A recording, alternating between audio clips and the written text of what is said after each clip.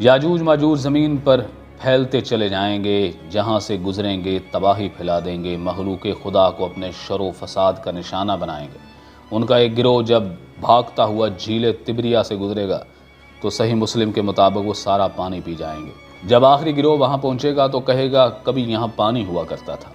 بحر تبریہ اسرائیل میں تازہ پانی کی سب سے بڑی جھیل ہے، اس کا ذکر تورات و انجیل میں بھی موجود ہے۔ حضرت عیسیٰ علیہ السلام نے زندگی کا بڑا حصہ اس جھیل کے ساحل پر گزارا ہے۔ یہاں سے قتل و غارت کرتے ہوئے یاجوج و ماجوج بیت المقدس تک پہنچیں گے اور اعلان کریں گے زمین پر ہمارا قبضہ ہو چکا ہے، اب ہم آسمانوں پر بھی قبضہ کر لیں گے، اور آسمان کی طرف تیر پھینکیں گے جو خون آلود ہو کر واپس آئیں گے۔